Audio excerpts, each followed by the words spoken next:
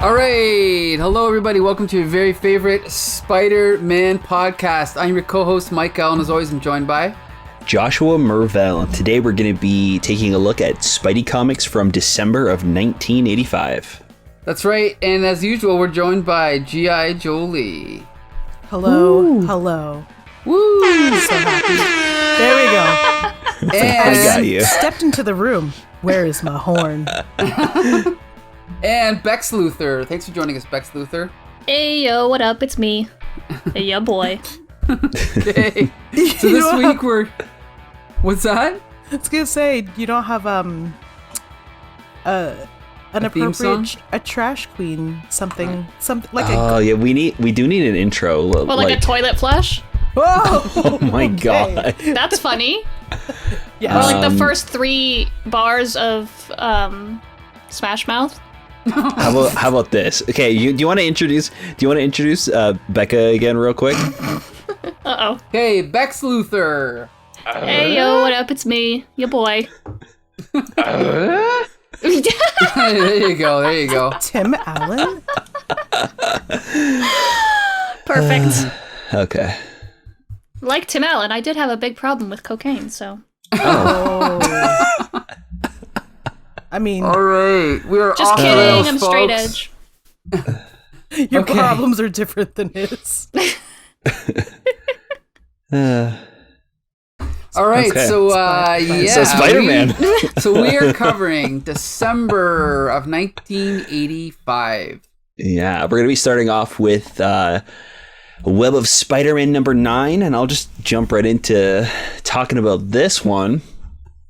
So we're picking up right where we left off from the previous issue. We have another recap of 30 years ago when the meteor strikes Earth and crashes down and gives the Smithville Thunderbolt his powers. But we find out that in actually 2 meteorites crashed on Earth. And one hit the junkyard like we saw in the previous issue. But in this issue, we see that the second one went into some farmland somewhere and was never found until 1 year ago when Big Baby Man, he's out there, he's plowing the land, and he finds a boulder and he gets angry and he lifts it up. And it gives him these magic powers, and he's able to just toss this giant boulder over his shoulder like it was nothing. And after getting these powers and not realizing it, or maybe he kind of does realize it. He's like, wow, for some reason the boulder's not so heavy, and he tosses it. And he goes back to his family, and his wife has just finished cooking dinner, and his 2 boys are there as well. And it's just a perfect night. They're about to sit down and have a delicious meal, but of course there's a fly. There's a pesky fly, and Big Baby decides to swat the fly away, and while doing so, also completely destroys the front of their house and blasts the door away. And of course, his family calls him a monster and tells him that he's an alien and to get out of the house and never come back, I guess. So then we jump back to present day, 1 year after the events of which has happened, and Big Baby is crashing through the house of the Smithville Thunderbolt. There's a tussle going on. Spider-Man is trying to save him. He kind of wimps out and runs away. And what's her name again? The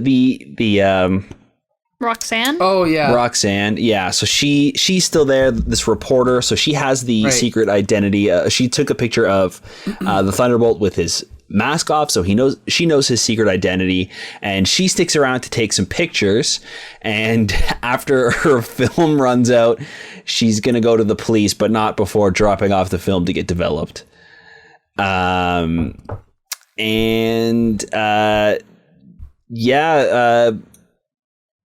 the police show up, the Big Baby decides to kind of make a break for it. So does Spider-Man, and we cut back to Roxanne as she's developing the pictures moments later, and we see her developing the picture of the Thunderbolt with his mask off. So Peter Parker decides to go pay her a visit, tries to convince her to not write that story and post those pictures to the newspaper, and she pretty much says like, bug off, I'm doing it anyway. I told you already, I'm doing this because I'm gonna make it no matter what. And then we cut back to Mr. Hopkins as he's returning to his house, and he's pretending like nothing's happening. He's telling the police everything's fine and to just leave.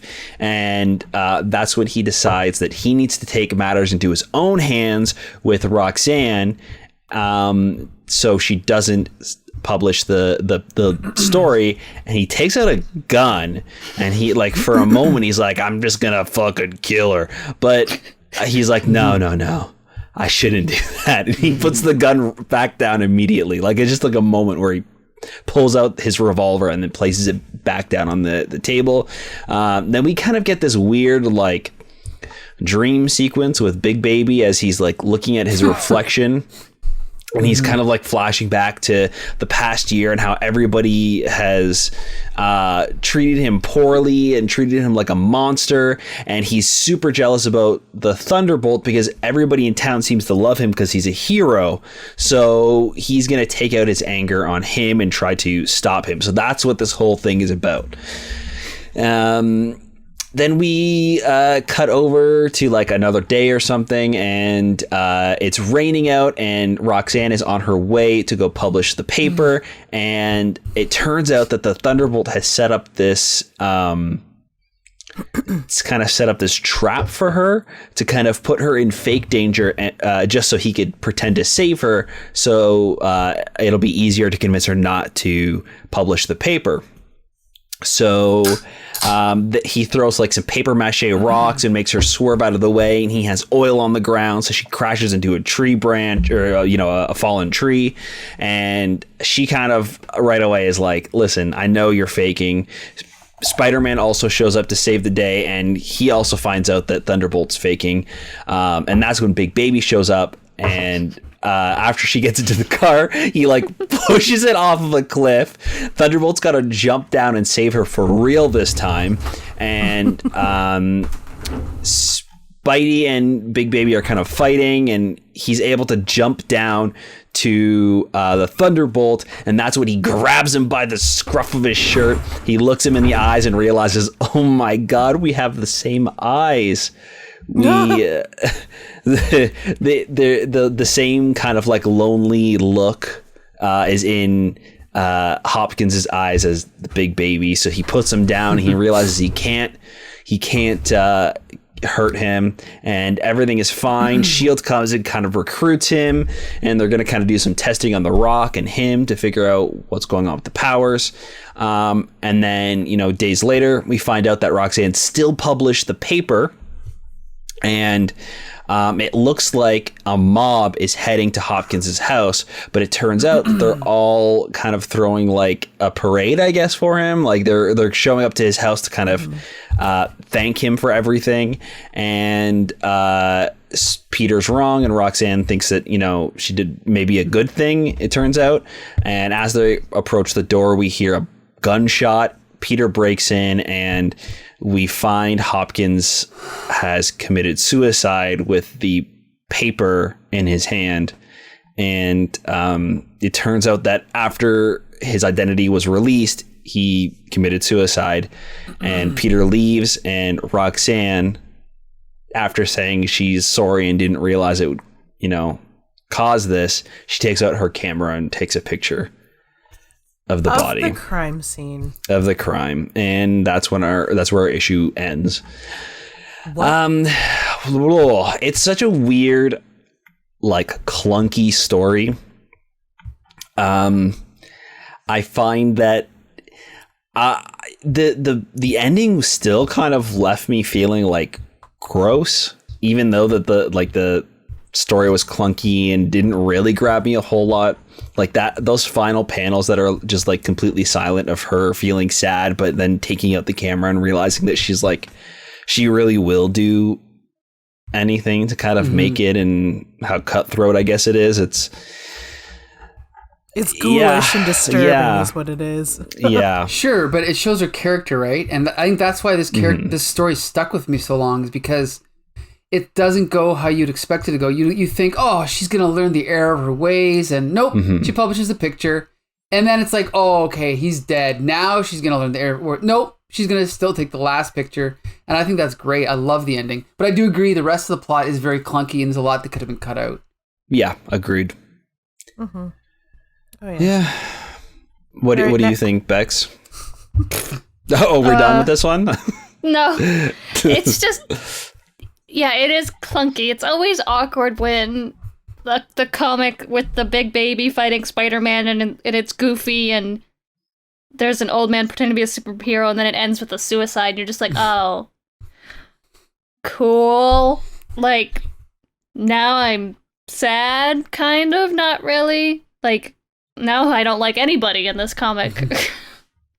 I don't know. It's just, like I said, it was clunky. It was awkward.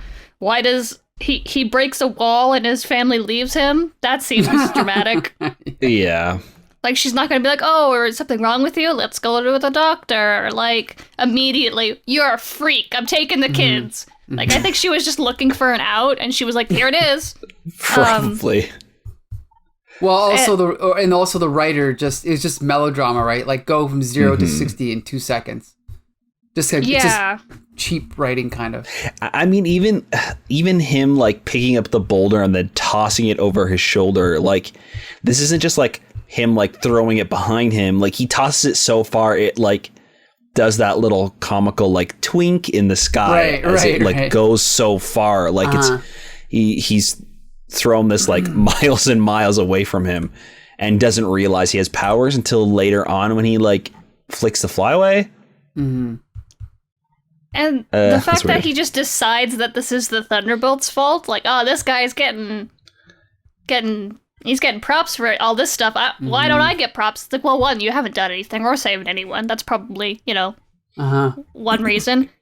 And two, he's just like, oh, I have to kill him. This guy, and it's just, no, everyone's motivations besides Roxanne's are just plot fodder, I guess. At least with Roxanne, she's like, oh, I need to get these stories so that I can progress my career, and I'm going to do whatever it takes, and she sticks to that, and it makes sense. Whereas, I don't even know Big Baby's name. Yeah, same. I couldn't even remember. Yeah. But Sorry, go ahead. Sorry. Oh. No, go.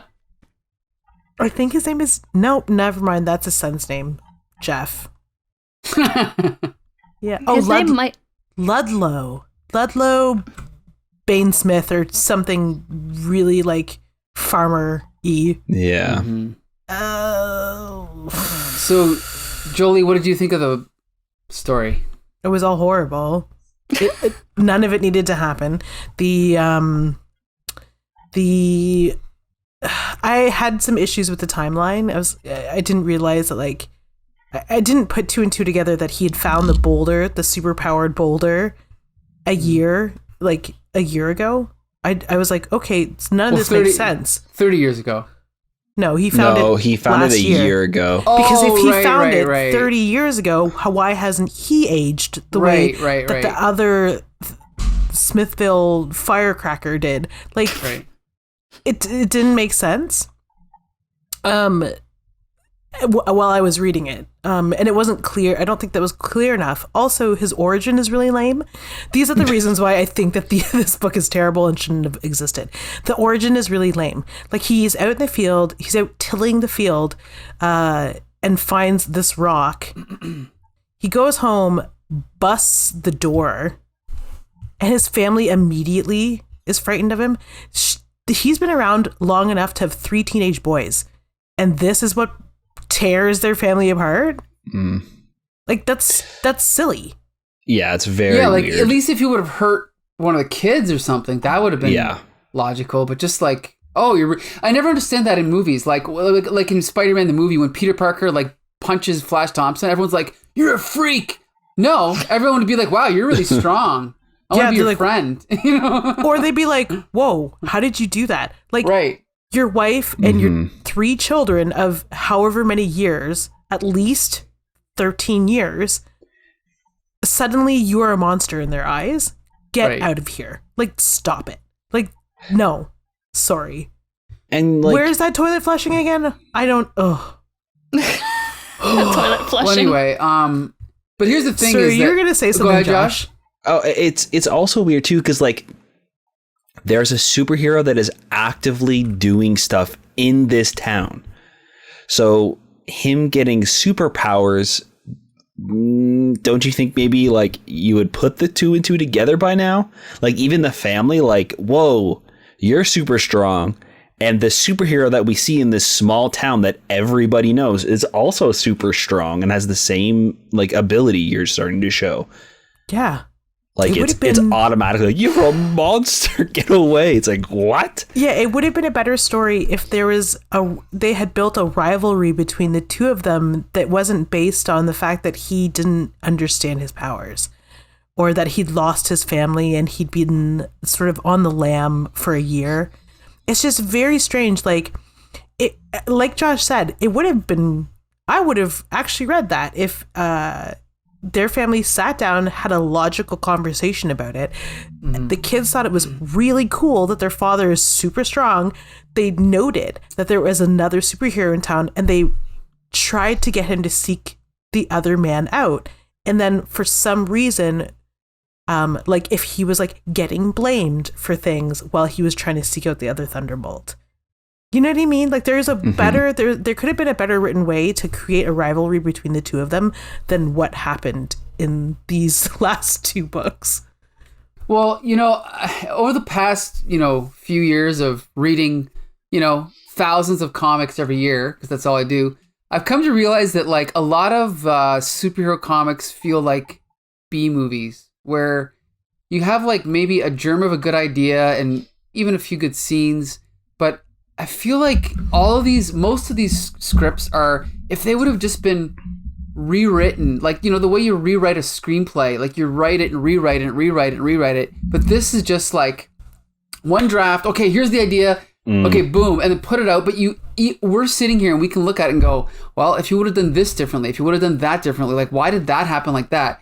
Like, and the thing is I was trying to figure out what the general idea was. And I think what the gimmick is that instead of having Superman, you have almost like a Clark Kentish guy getting superpowers and an alpha male, to use a scientifically disproven term, getting superpowers. And then like, what are the differences between the two? But splitting them up between 30 years doesn't really help. Having the one guy lose the powers and having a suit to match the powers, that doesn't really work. It's like he has 25 ideas, but only like 5 of them are really good, and he should have just stuck with those and fleshed them out and done them better. Yeah, I mean, not to mention too, like the Thunderbolt's whole thing is that he puts people in danger, right, to save them and to be the hero. So, like, don't you think that would have consequences by the end of the story? No, I guess it's just okay. And even Peter's like, this guy's a good guy. Stop, like, it's like, well, right. I mean, he is putting the whole city in danger, to be fair. And also, I think, to me, that story is a better story on its own. Like, this should be a story about 2 people getting powers from the same rock. The story about a guy faking all these things, to me, doesn't really fit with this. It should be its own story. But maybe it's just not even worth analyzing. I don't know. Like, and then like this flashback, like I'm looking at like, why did he spend so much time on this flashback? But anyway, what were you gonna say, Josh? Hey, why is Peter here too? Yeah. What's Spider-Man got to do with this at all? There's no point. He's there. He's there to be the audience's moral compass? I guess he disagrees with the girl, so that's one thing. Yeah, but I also disagree with the girl, so like I didn't need Peter to help me figure out that taking a picture of dead body is bad. You have to have someone in the story to represent the other side of the whatever, the moral whatever. Right? It just even No, go ahead. Jolie, go. Okay. Even the way that they've shoehorned the reason for Peter being in the town is really thin.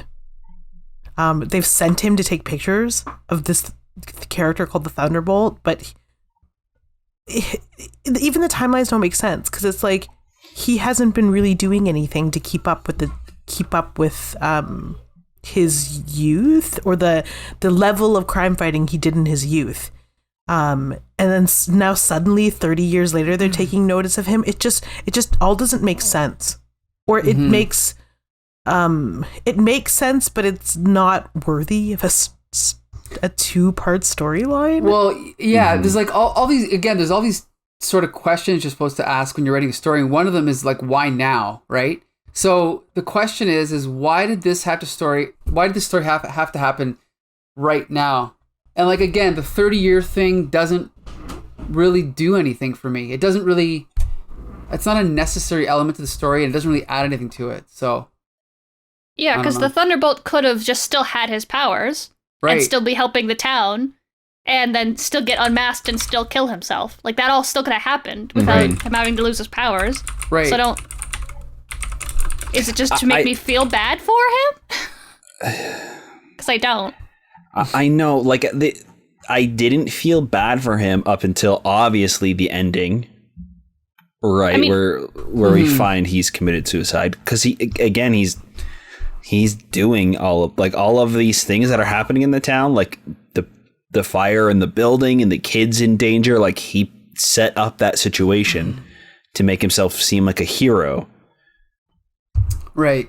And he did think about killing her for a minute. Also, he has a gun. He just has a gun.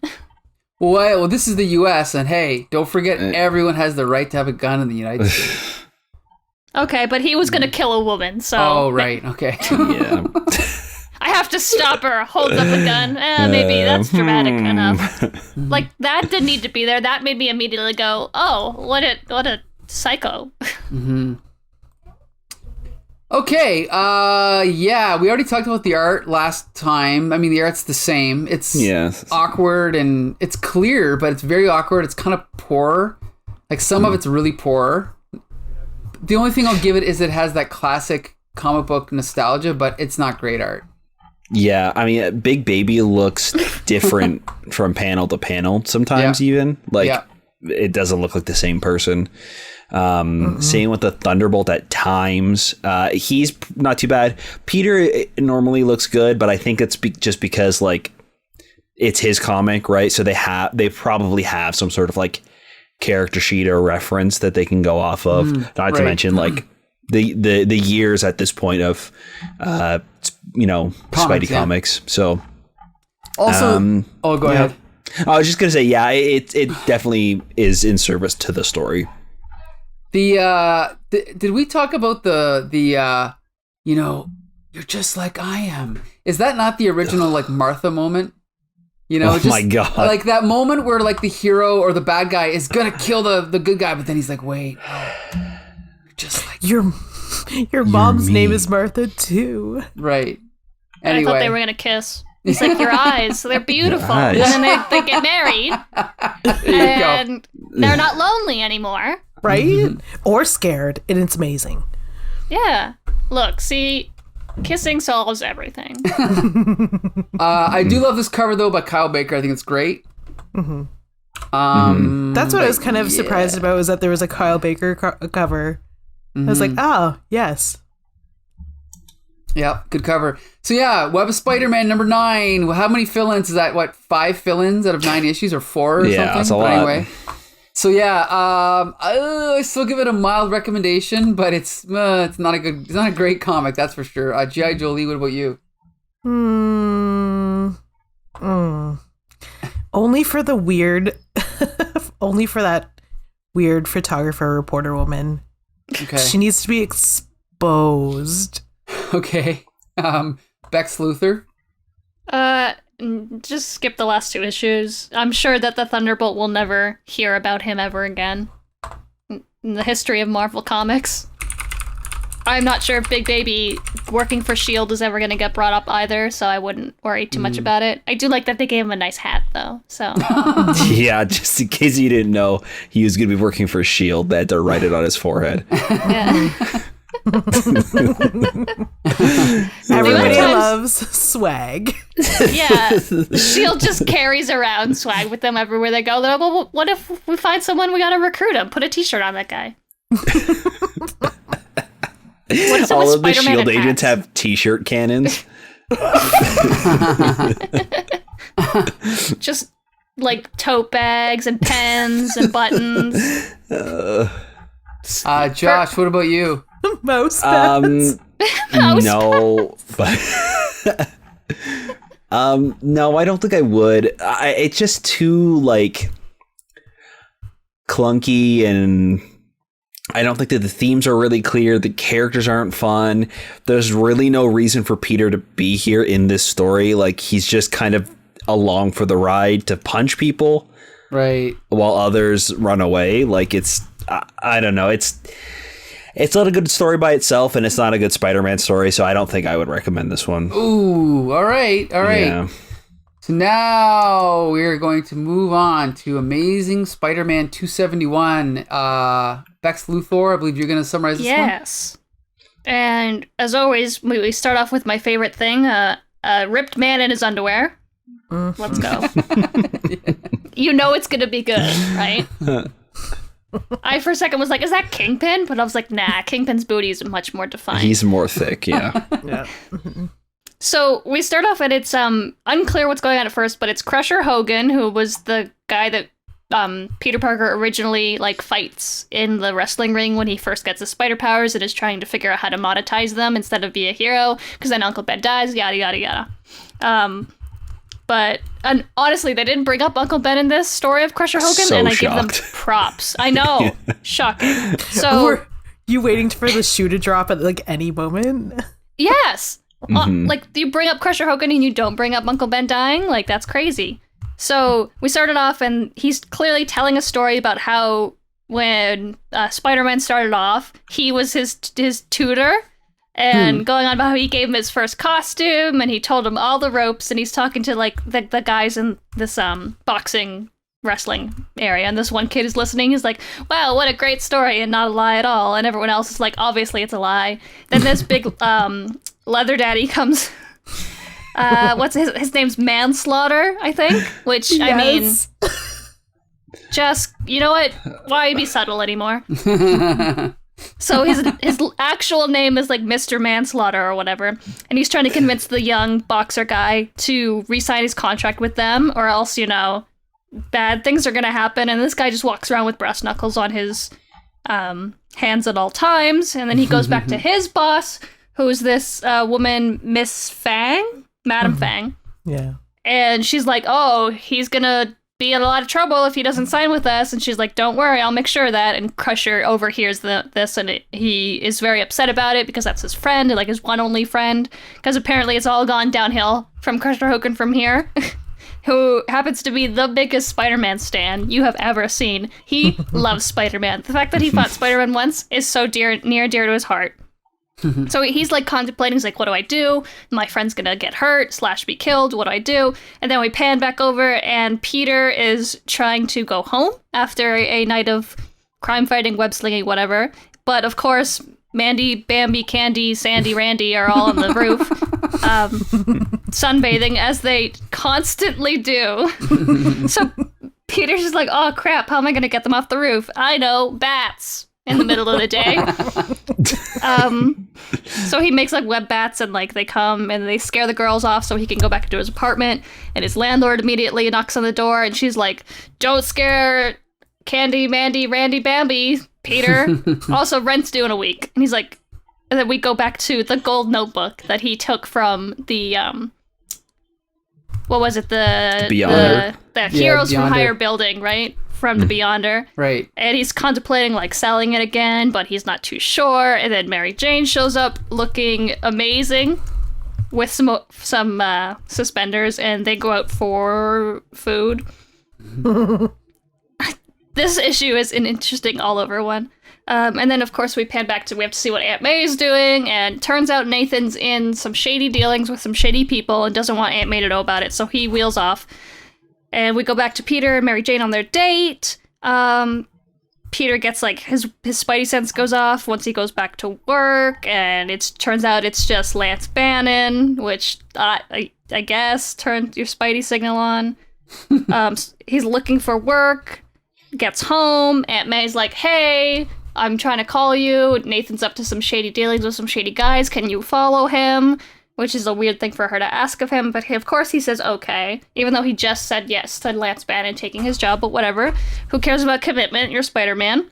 Then we go back to the gym, and Manslaughter is still being a threatening dude, and then it turns out that, oh man, he's gonna kill this young guy who's friends with Crusher Hogan. Not if Crusher Hogan and his broom have anything to say about it.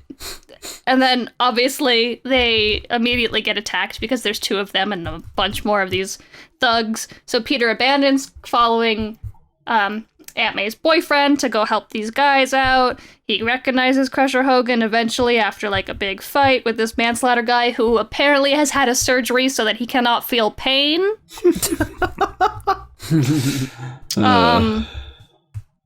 Meanwhile, Nathan is getting just destroyed in an alleyway by some thugs who he owes money to. So eventually this fight breaks out. Spider-Man's doing all the punching, wins because he's Spider-Man. The young boxer kid is like, wow, did Crusher really give you your first costume? And Peter's like, what? Yeah, sure, whatever. And then swings off, and then all of the people at the boxing match are like, wow, Crusher, you really are best friends with Spider-Man. That's cool. Now we're all your friends. Yay. And then Peter, who apparently had forgotten that Aunt May was very worried about Nathan because he seems very happy going back to her house. Right. And she's like, Nathan's in the hospital. Thanks, but no thanks. Seems like you care so much about me and my life. And then slams the door on him. The end. So. Well, first I must say quickly, the ending is a classic Spider-Man ending, but that last thought bubble, is that the price I must always pay for being Spider-Man? I believe that's like word for word used by Stan Lee like 5 times in the 1960s. Mm-hmm. So, I mean, Tom DeFalco and Ron Frenz are just recycling old Spider-Man stories here, but I think it's an enjoyable issue. It's not a masterpiece, but it has all the elements that make a Spider-Man story good. It's just that, it's kind of like a hamburger, like a McDonald's hamburger. It's got the pickles, it's got the onions, so it tastes good, but it's still not gourmet food, right? Mm-hmm. Yeah, I pretty much feel the same way. Like it's a fine issue. It feels like a classic story. It's kind of corny in parts, and the art is also like it seems like old school and light, and it's a fun story. It's fine. Maybe it's just because it was sandwiched in between these other two that I really enjoyed this one, but it felt like a classic Spidey story, especially with that ending of like he really had no other choice. This wasn't Peter being a dipshit like he's normally in the comics we've been reading, where he's just like, I'm not helping Aunt May, forget it, I'm too busy. It's like, no, he literally had to go save somebody else's life, and by doing so he put another person's life at risk. And like, no matter what he chose to do, somebody would have gotten hurt, and it would have been his fault, or at least he thinks, right? Like that's kind of the burden that he bears. And it was a pretty fun story. I thought it was okay. Yeah, Jolie, what do you think? I feel like they wasted Mary Jane's appearances. Like, we could have done without them. Couldn't you have saved her for a better storyline? Wow. Yeah, it's a little strange because like she shows up at night to be like, hey, let's go out. And then for some reason, the next time we don't see them going out, it's the next day that we see them out. But it's just like earlier the next day. Is it implied that they like spent the night together? Or did they just hang out 2 times in a row and then just like late at night and then early in the morning again? And Yeah. Like I'm not sure like what the point of like introducing her for one night and then the next day introducing her again. I don't know. Sorry, Jolie. It's okay. She's just suddenly doing these like very maternal things. Like, she comes in, looks awesome, says that she's like, hey, you're my bud. Let's go out for dinner because I got a raise. Like, my job gave me a raise. Cool. She sees a golden notebook, immediately like cartoon double takes. And it's like, oh, well, like, he must have the money to be able to do these things. So they go to a paint and hardware boutique. That thing doesn't exist. Like, they go to a hardware boutique and she convinces him to buy all this stuff. She's like, I'm sure you'll figure it out, gold notebook. And meanwhile, Peter has no money. Yeah. Like, honestly, I don't know why Peter's kind of flipping around on this one. Just get rid of the notebook. It's not like there's some secret message written to him. I don't know. Like, Deborah Whitman does not absolve him of all of his relationship crimes in this gold notebook. So I don't know why he is bent on keeping it. Like, he needs to have a memento from that building. I don't know. It's just to sell it. Yeah, it's weird that we're like spending so much time with him. Like, I don't know, it doesn't feel right. It's like, it's too late. What are you gonna do? Give it back to Kingpin? Right? Because he's the one who took the gold. Like, who are you giving this to? Yeah, it's like, you deserve it, Peter. We get it. We're done with thinking about it like from whatever moral high ground you're thinking about it from. You deserve it. Everybody knows you deserve it. Just give yourself a break for once, bud. Like, but no, he does everything the hard way. Ugh, God. And then, yeah. Go ahead. Well, he knows that Aunt May is struggling with money because Nathan told him. Yeah. So, like, not even for like a selfish reason, Peter, give her the money. Give her the notebook. Yeah. And obviously, I think, I don't know that it's obvious, but I think Nathan's put himself in financial hardship / in the line of fire to help Aunt May. So it's like, it's all like 3-4-fold at this point. Like, it's all a house of cards, and, you know, just that stupid golden notebook would fix everything. And this is like the least payment he could have taken for what he does for the world, and he is just like content not doing it. It's like the moral dilemma of finding a $20 bill on the road. You just put it in your pocket. Yeah, like, dude, really, yeah. You look around, nobody's looking for anything. $20. I bring it to the police station. But anyway, okay, so that's a lie. That's so 1,000% a lie. Should you have a lie sound effect on that soundboard? Oh yeah, I should get like a lie detector, like. Wah, wah, wah. By the way, what does anyone think of what's her name, Madam Fang? Yeah.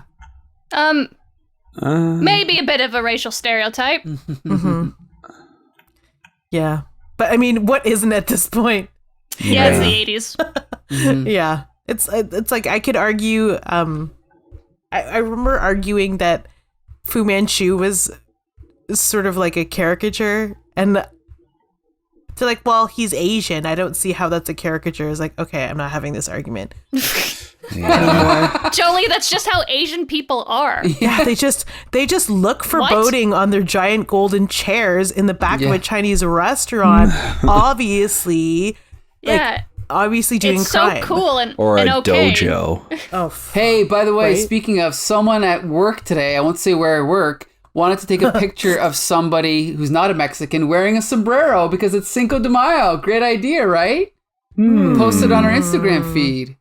Oh, but did they at least put a fake mustache on? Were they at least holding a taco? Or maracas, right? Yeah. Anyway, okay. But like, even the new Shang-Chi is not, like, Fu Manchu is not Shang-Chi's dad. So, like, they were like, you know what? We're not going to do that. That seems like a bad idea. So.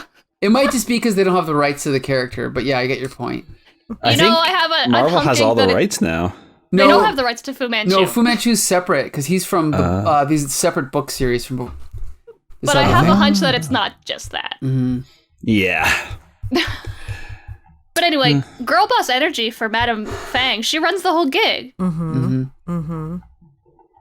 like, she got like this really hot, like, leather daddy guy to do all her bidding. That's kind of right. Good for her. Could you imagine having somebody at your bidding whose name is Manslaughter Marsdale? My favorite part is that that's his real name. He's like, that's my first name. Manslaughter's my first name. My mama named me Manslaughter. Marsdale. Are you kidding? He's in a full purple leather. He's correcting a teenage boy because he demands that much respect. It's totally fine with me. I'm into it. Also, I got to give this. I do like when they reference old continuity because the trend nowadays at Marvel and DC is to just reboot everything every couple years and wipe out everything. So I'm glad that at this point we're at Amazing Spider-Man 271 and they're referencing a story that's 25 years old. So I think that's great, personally. So that's extra points for this one.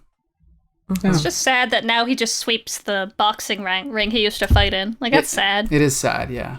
Poor Crusher Hogan. What happened? Spider-Man wiped the floor with you once and now you're just done? No, you literally wiped the floor. Maybe he just like loves being there. Ooh. There you go. Okay, someone's got to take that soundboard away from you. Too late. It's programmed into his mind. He is the soundboard. So yeah, I give this one a mild recommendation. It's definitely enjoyable, but it's not a classic story by any means. G.I. Joe Lee? Yeah, I mean, I'll recommend this one. If only I'll give it like 5 leather daddies out of 10. Okay. Bex Luthor? Just for the characterization of Crusher Hogan alone, I would recommend it. Just note, like, he was such like just a big doofy monster, right? But now he's like, he loves Spider-Man. Me, I love Spider-Man. You know what? I get it. 10 out of 10. 10 Spider-Man fangirls out of 10. Really? Okay. Josh? 8. Okay. Okay. Yeah, it was a fun story. Again, kind of echo what everybody else said. Crusher's story was really nice. I like that he kind of has a happy ending by the end of the issue. Everybody believes his stories now because he fought alongside Spider-Man to save the day, and maybe now he can like help run the gym and, you know, train some people. It's it's a cute little story. And then with Peter having that classic dilemma of having to like make the hard decision, and maybe in the moment it feels like the right decision, but there's still consequences to everything that he does. So, you know, Aunt May's boyfriend gets hurt, and yeah, it's fun. Yeah, it's got all the elements of a classic Spidey comics. So if you're looking for good Spidey fun, read this issue. Yeah. I mean, a man in a wheelchair does get beaten to almost death too. That was the most fun part. Oh, sorry. Yeah. Okay. They just literally beat him in an alley. Okay. Speaking of fun, now we're going to go to the all-new, all-daring Peter Parker, the Spectacular Spider-Man number 110. Oh, wait a minute. No, sorry, 109. Sorry, I had the wrong one open. You say it's fun? So here we go. He was Before we even crack the cover, I love this cover. Let's talk about the cover quickly. This cover is freaking awesome. Josh, what do you think? Yeah, it's fun. It's I love the like. It almost feels like a black and white cover at first, but it's got some splashes of red, and then this like psychedelic yellow and blue title at the bottom. Yep. Bex Luthor, what do you think? Yeah, no, it's dope. The black Spider-Man suit with the red accents instead of the blue. Love that. Very cool. G.I. Joe Lee. Oh, did you have more to say, Becca? No. Oh, okay. I was just trying to figure. I too enjoy a good cutout letter, like a masked letter, but I'm trying to figure out what the image is inside, and I think it's like dead bodies. I think it's the priest. Yeah, I think it's probably. That's cool. Yeah, that's really dark. Okay. A lot of death in Spider-Man in the 80s. Yeah, Peter Parker seems to be like the stories where it's like the more adult, serious, like edgy stories. I think it was reversed before. Like when we started, I feel like Peter was more fun, and it was like Peter and his like gang of friends from school, right? Like it was always kind of like his like side characters that would pop up in Peter Parker, and that's the stories we would deal with. And then Amazing was kind of like darker, a little bit more serious. And then Marvel Team Up was like the,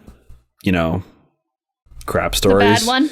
Yeah. And now Web is like the weird, like one-offs that don't make any sense. And like Peter and Amazing have kind of swapped. Amazing is like that classic, corny, fun stories. And Peter's so dark and like gritty.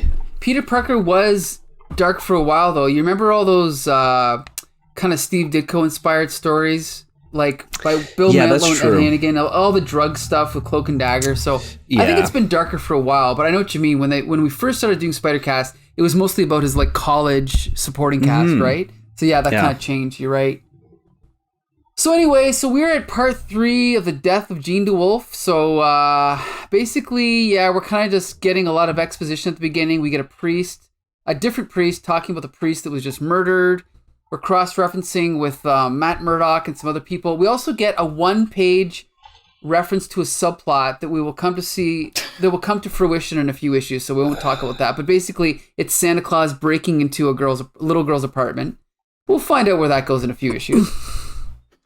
Then we have a really cool scene where Spider-Man confronts the Kingpin to find out if he knows anything about the Sin Eater. And basically, he doesn't. I do love this part where as he's talking to him, he's like, we cut to like cutaway scenes of guards at the Kingpin's like headquarters that have been knocked out. And then he's like, oh, by the way, he goes, you may leave, Spider-Man. And by the way, I trust you will not find it necessary to render any more of my guards unconscious on your way out. And then he says, you might learn a few points of subtlety from your friend Daredevil. He merely knocked on the front door. And I thought that was cool to at least show the difference between the two characters. That was a nice little touch. So then we have a cool scene of Matt Murdock going into a bar and doing the classic, like, tough guy goes into a bar to try and get information. No one wants to cooperate, but he ends up, because he's Daredevil, he's able to take on all these guys anyway. And then we get, I think it was a funny transition where Matt Murdock's like, okay, I'm leaving. So he walks out the door, and then the owner or whatever, the bartender girl is like, for once, nobody broke the wit. And then Spider-Man smashes through the window. Nobody move. I want information about the Sin Eater. So he goes in and starts, he walks in and starts punching people out. And then we see a montage of him like going around the city and just roughing people up, trying to get information out of them. Then he finds this guy named, what's his name? The guy he roughs Gerald up. Jablonski. Yeah, there you go. So, is that it? Okay. Yeah, I don't know, but that's funny. Yeah, you're right, Gerald Jablonski. Okay, so he brings him to you think I forgot that name?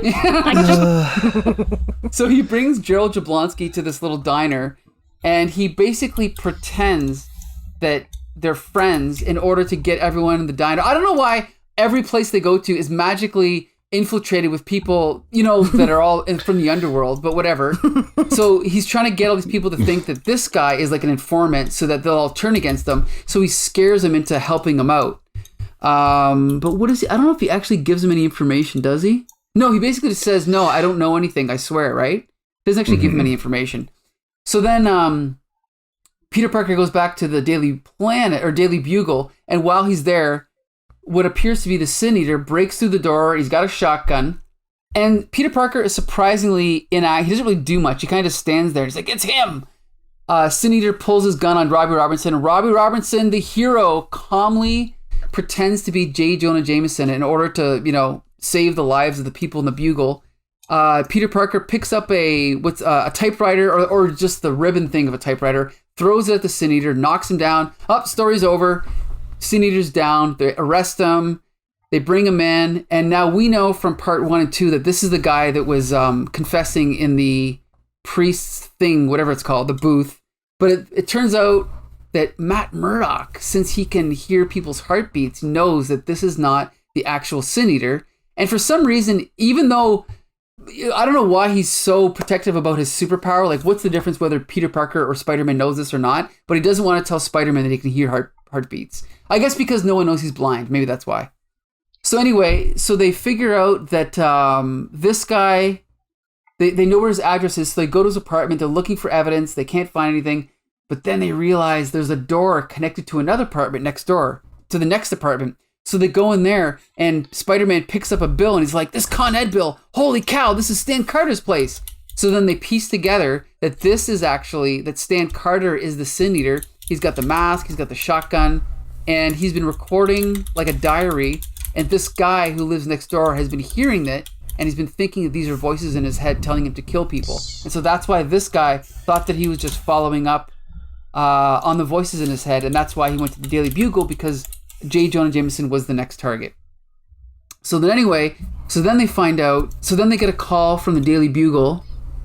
Spider-Man calls the Daily Bugle because they find out that the next on the list is Betty Leeds, who Spider-Man has known since like the early days of the comic book. So he calls there and he's like, if that monster hurts anyone, I'll kill him. And basically we get the scene of Betty Leeds sitting in her office and then the Sin Eater standing there. And then Spider-Man's like on the phone, Betty, Sin Eater's still loose. He's coming there. You've got to get out. Betty, do you hear me? Get out of the house. Get out. And then the gun goes off and supposedly Betty Leeds is dead. And that's it. And let me just say, I thought this issue was awesome. I thought it was easily the best chapter so far. And it was my favorite issue of the month. And it was the only one that had me on the edge of my seat and really pulled into the story. But that's just me. Josh, what did you think? I thought it was okay. I did not feel the same. I think it's just because I read the first two issues before this. I really hate how they're characterizing Peter Parker as this like brash douchebag. What, you mean because you made fun of that guy's stutter? You think that's bad? Other than that, him crashing through the window instead of, using the door of the bar, like, who are you punishing by crashing through the window? What is the point? The bar is open. You know what I mean? It's just for the punchline and for Daredevil later on to be like, listen, you're acting like a fucking asshole. Like, there's no point. Even later on, Daredevil's like, why did you like kidnap that guy, bring him to a bar and threaten his life just to get information? Like, it's really weird because we already know that Peter Parker has gone through stories like this and learned that this is not okay.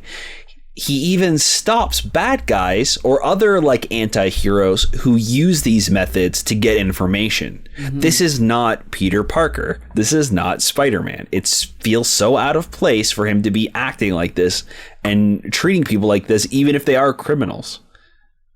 Bex, you know what Luthor, I mean? Like, I don't know. I know what you're saying. Before you say anything, Bex, for me, I know exactly what you're saying, but I always felt like with Peter Parker's character versus, say Superman or Batman, that Spider-Man was always learning. And it's not just because he's supposed to be younger, but I always just felt like more so than Spider-Man or Batman or whoever, he was always making mistakes.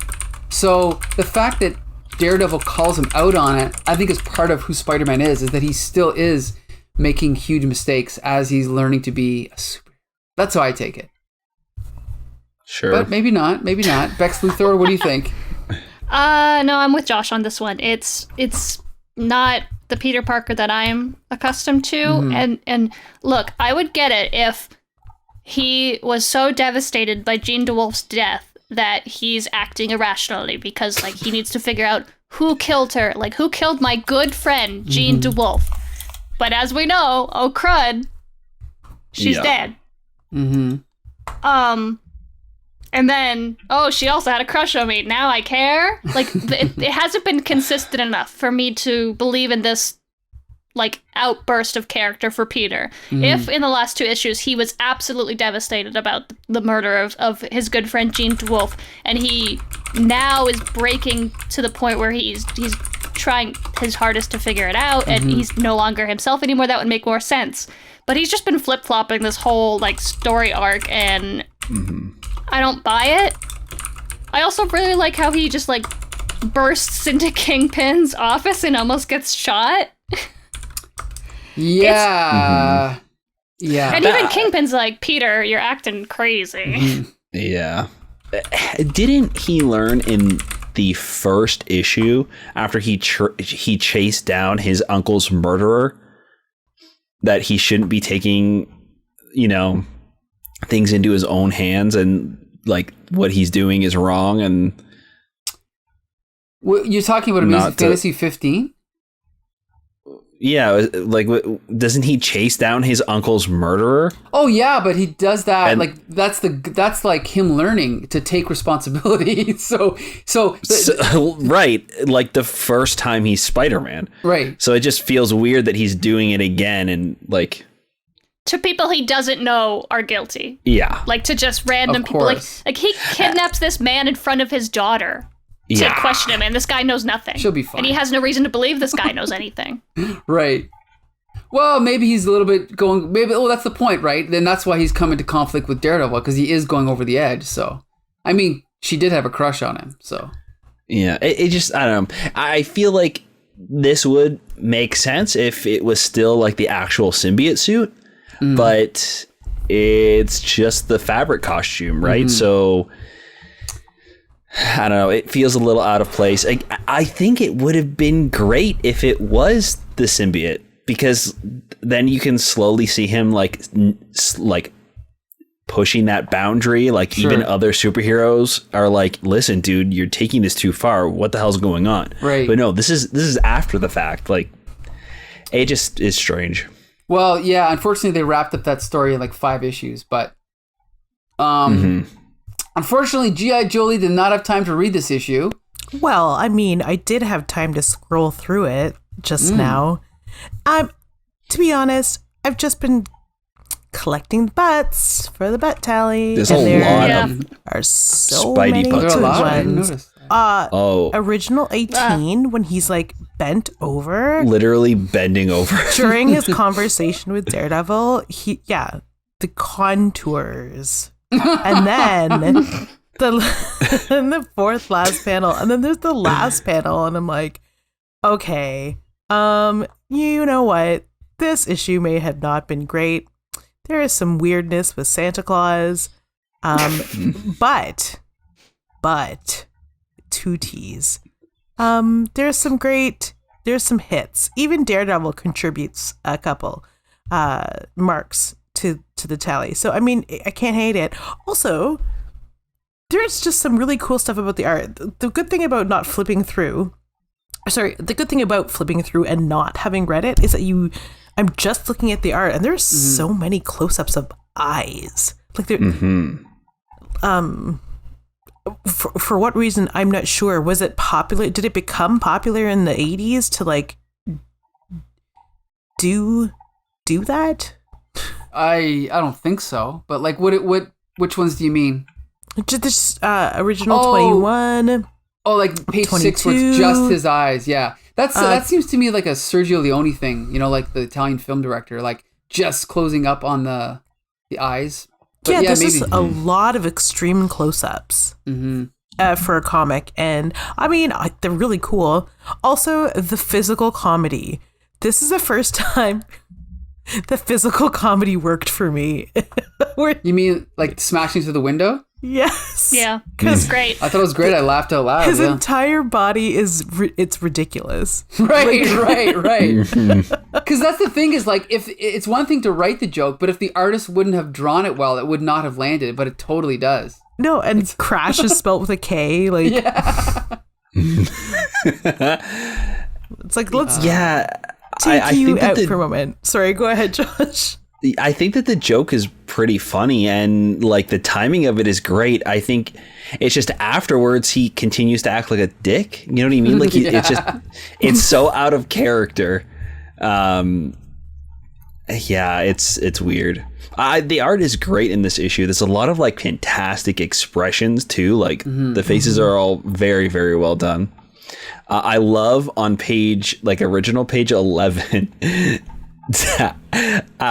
Spider-Man knocks on the door. The little girl answers. She turns around to her dad and like does like the thumb over her shoulder. Yeah, She's like, that's great. It's I didn't even so notice funny. that. Like, get a load of this, asshole. But look at like it's just like. But also look at her line of dialogue. Daddy, there's a man with a bug on his chest. Like that's awesome, you know? Yeah. Get a load of this. That's the thing. Shout out to Susie. I hope Susie comes back. Her dad's like a gang member or whatever, and she does not give a shit. Nothing phases Susie. Right, but She's like, oh, Yeah. who are you? And Jerry comes out to investigate in his green suit, which is amazing. He looks like he's blazing red hair. He looks like Christmas. He's like a man with a what on holy. Like it's all good. Yep. Get a load of this asshole. I hope Susie comes back. I love her. Just she's not shocked by any of this. She's like, yep, Dad's weird and his friends are weird. I guess it's Spider-Man. All right. What's for dinner? I love Susie. So recommendations. Oh God! For the comedy, yes. Also, is he drinking shakes with this guy with his mask up? I know. Isn't that awesome? I love that. Ridiculous. It's Just having a quick malt at the diner. Right? See, like this is the kind of thing I'd love to see in a movie. Like one of the, whoever with Tom Holland, like in his Spider-Man costume, but just with his mask pushed up, like drinking a shake. That'd be awesome. Doesn't he do that in the movie? I don't know. Maybe does he? When he's like eating tacos or something that he got for like helping some lady at a bodega. Oh yeah. Oh, yeah. In Homecoming, I think. Yeah. Okay. Yeah, I don't know. There's some really fun stuff in this issue. It's definitely the strongest of the three in this arc. Still not I good. don't know. I think maybe because it's part of the same story, I was just like not super impressed. And then like the whole like this guy's crazy, he's hearing voices, but it's just the police officer talking about how he's going to murder somebody out loud. Yeah, that's a little ridiculous. I'll give you that. Yeah, okay, sure. Well, I still recommend it because, as I said, it's my favorite of the month, and I just felt like I was reading like a real story. Like I didn't have to make excuses for it. Like I love Amazing, but when you read Amazing, you know that you're reading like kind of a kid's superhero comic. And I mean, I make excuses for this in the recording. I'm going to record my plan to murder someone out loud into a tape recorder. That's ridiculous. But other than that, I was pretty sucked in by the rest of the story here. Bex Luthor. Yeah, it's very strange that a cop would record himself planning murders and be like trying to get away with like, dude, you know that's just evidence, right? Like, and then I will say though, I knew who Sin Eater was going into this, but I will say having like a false Sin Eater was kind of clever, right? Like a crazy guy who thinks that he's hearing voices, but it turns out it's a guy's video diary. He's vlogging. Hey, what's up, you guys? Today, I'm going to teach you how to, like, shoot someone with a double-barrel shotgun. Make sure you hit that like button. Smash that subscribe button. Don't forget to ring the bell.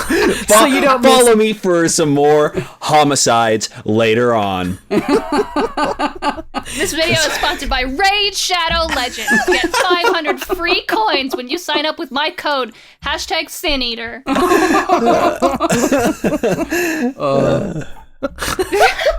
And then like the end when it's very obvious that he has not shot Betty, right? Well, did he? I don't know. Yeah. No. How do you know? Well, because when there's a death, they show it. Oh. Yeah, I'm assuming not. But I mean, they just offed another character with like no dignity to it at all. So who knows? Just shoot Betty right in the face. Poor Betty. At least she did get a nice girls' night with what's-her-face. True. One last. What's the other woman's name? Mrs. Jameson? Yeah. Oh, I can't remember her Marla. first name. Marla. Yeah, Right? Marla, because Ned and Joan are out of town, so they're like, "Why don't you come over and spend the week at my house?" And I'm like, "Adult friends do that." Like if my partner's gone for the week, I could just like invite a girlfriend over and we could just like hang out. Well, I never thought to. This Yeah. was Not the right now. 80s. It was a different time. Yeah. Yeah, there's no pandemics in the 80s. Before the world changed. yeah. I mean, I've been watching Downton Abbey lately, and like they invite everybody who passes through town to sleep over in that house. I guess if you have like 50 extra rooms, why not extend the hospitality? But just, I guess Marla is Jonah's wife. She works at the Daily Bugle too. Yeah, I think so, yeah. Yeah, they just got married in that annual, right? I didn't think she worked there.